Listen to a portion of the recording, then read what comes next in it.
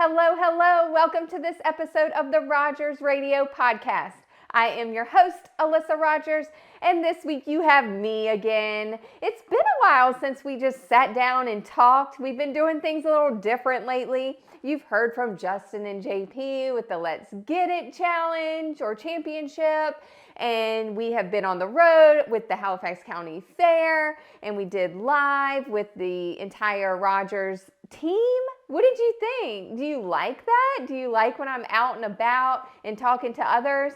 I hope you did, because I really loved doing it that way. I love for you to see different places and different things and to be out on the move. So I definitely want to do more of that. I definitely want to get JP and Justin back on here because they were a hit and they are fantastic. I mean, what do you think? Like sports broadcasters they were. So it was so fun to do, but I'm going to give you kind of a rundown of what we've been up to, kind of what I learned in September and some rude awakenings that I had just this weekend.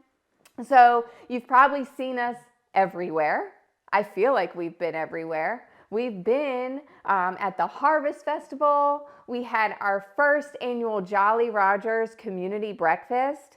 Amazing. Let me just take a moment to appreciate our team for putting that together and the community that came out and had breakfast with us. What did you think? I can't wait to do it again. We're just so thankful for our community, for our customers, for everyone around us, and we loved giving back. And then heading over to the Harvest Festival and spending the day with the community. It was a great, humbling day. I hope you enjoyed it as much as we did. And then, we've been at a career expo that the Institute for Advanced Learning put on. So we have been talking to students about why they should join the trades.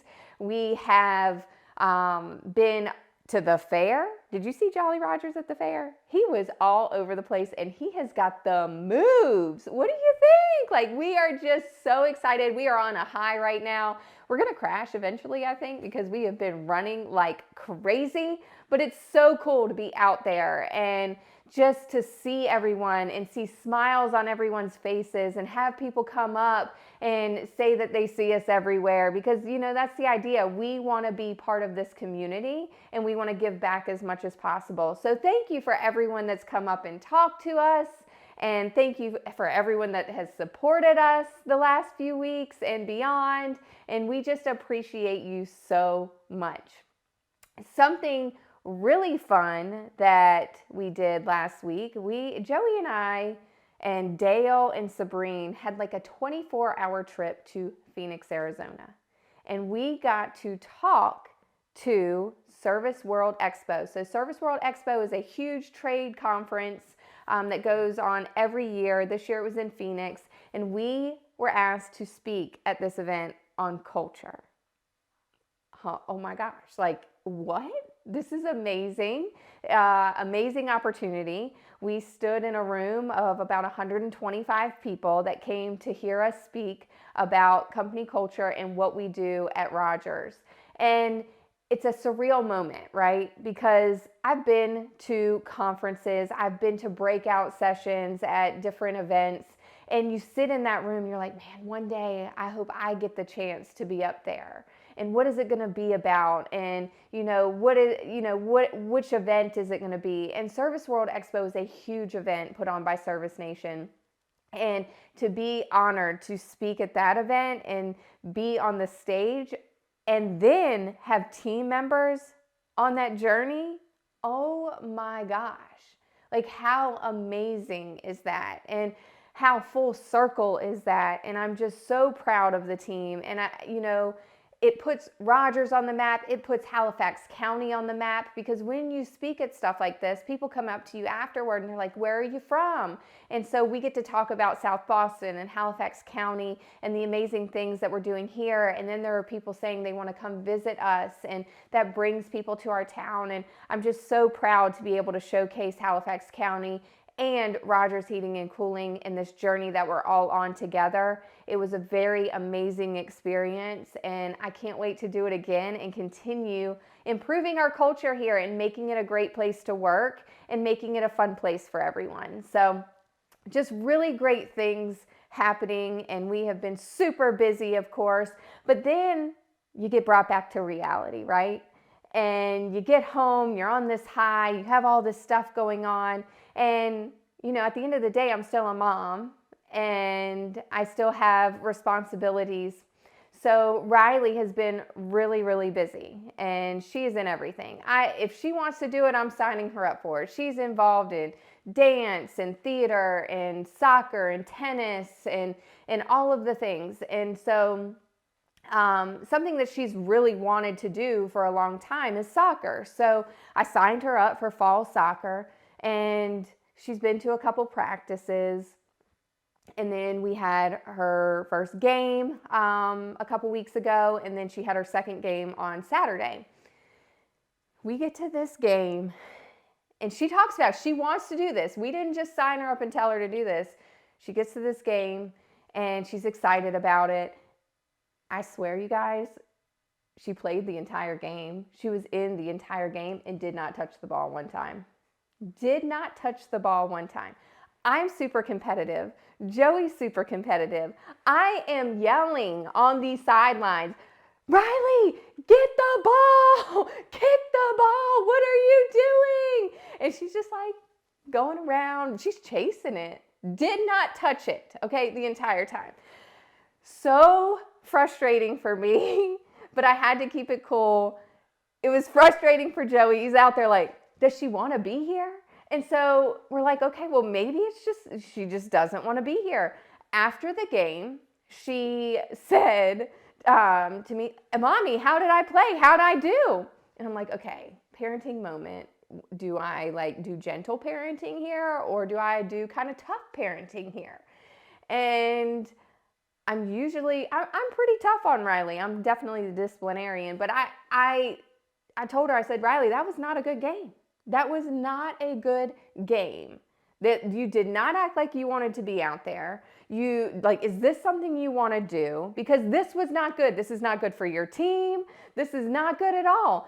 And she starts crying. She's like, but I want to be a soccer player. I want to play soccer. I want to play soccer. And I'm like, well, you didn't act like it. What is that out there? And in that moment, we're pulling into Walmart. Joey's driving. He pulls into Walmart, and I'm like, what are we doing here? And he's like, he takes Riley out of the car, and he goes in and he takes her in. I'm like, I'm staying in the car. He brings out, they come out, a soccer net. They have a soccer ball, a whistle. They have all of the soccer things, right? And we come back to the house, and they practice soccer for the next 2 hours, and she loved it. It's not like she was out there crying. It's not like she was like, I don't want to do this. She was living her best life out there, and she loves it. And it was a huge awakening. I had a light bulb go off. I had a rude awakening happen in this moment. And I want to talk to you about it, because how many times have you done this? And I said, you know what? I'm being so hard on her for not playing well. But how much has she practiced? How much does she even know about soccer? Does she even know what she's supposed to do? I've taken her to 2 practices, and I expect her to get out on the field and be amazing and know exactly what she's supposed to be doing. What does that look like for me as a parent, right? I'm not out there with her every night teaching her the game, showing her what she's supposed to do. She's coming to me and she says that she wants to play, and I'm signing her up and I'm allowing her to do that. But what am I doing on my side? Am I helping her? Am I giving her everything that she needs to succeed? And I think as parents or as anyone in the workforce, I grew up and I always wanted to be good at stuff, and I wanted it. But did I really put in the work and the effort to be good at it or great at it? And they always say practice makes perfect. No, I believe practice makes you better. And I didn't put the work in a lot of times to the things that I wanted to be great at. And so I never became great at it. And how can I expect Riley to be great at something if she's not putting in the work? And I'm not helping her because she's 5. So how much does she have in her that she's going to say, I'm going to go outside and play soccer? No, we have to be there for her. And so what did we do? Joey practiced with her for 2 hours on Saturday after her game. She loved it. She woke up yesterday, Sunday, and said, I want to practice. What time is practice today? And they went outside and they practiced for another hour. She woke up this morning, we're recording this on Monday, and said, hey, what time is soccer practice tonight? I want to play soccer. And so we have to put in that effort, and we have to instill in the people around us that they have to put in the effort to get really good at something. And it takes not just signing your child up for something and taking them to one practice a week and thinking they're going to be a rock star on the field. Like, some people are born with that, but majority of us are not. And so I looked at myself in the mirror and I said, Riley's doing all of these things and she's okay at all of these things. But it's because I sign her up and I take her to the practices, and then she waits the next week and goes to the next practice, and then a week later she goes to the next practice. That's not enough. If we really want to be good at something, we've got to get better at it every single day. And as a parent, I have to do that for Riley, but I also have to do that for myself. If I want to be really good at something, right now I'm really focusing on my health and wellness and getting back into exercising. If I want to get fit and I want to be my best self, I have to get better and focus on this every single day. And I have to push myself to do that. And so I encourage you to look at the things in your life that you want to get really good at. It could be, I want to get better at reading and finishing a book. Read a couple pages every single day and you will get better at that. Or if you want to focus on your health, take out one unhealthy thing that you're eating a day and just take it out of your diet and wean yourself off slowly. Get better at it every single day. Practice makes you better. And I'm glad that I learned this with Riley early on. I want to get better at it. I want to make sure that I'm providing her all the resources, but also supporting her with those resources and not just being the parent that drops her off at the practice and then doesn't talk about it until the next week and drop her off at the practice. I want to be there for her, and I want to help her be good at everything that she wants to genuinely be good at. And right now, that is soccer for her. Who knows what it'll be in 6 months or a year down the road, but for right now, you're going to find me and Joey out in the field practicing soccer with her on a regular basis. Hopefully Saturdays, she has another game Saturday. Hopefully it goes better and she actually touches the ball. We'll see what this practice does for her. But right now she's enjoying it, and it taught me a lot, and I hope this resonates with you in letting you know that you can get better at anything you put your mind to. You just got to practice every single day. That's what we do here at Rogers. That's what we're going to do for Riley. And I can't wait to hear what you're doing to make yourself better every single day. Thank you for listening to this episode of the Rogers Radio Podcast. I will talk to you next week.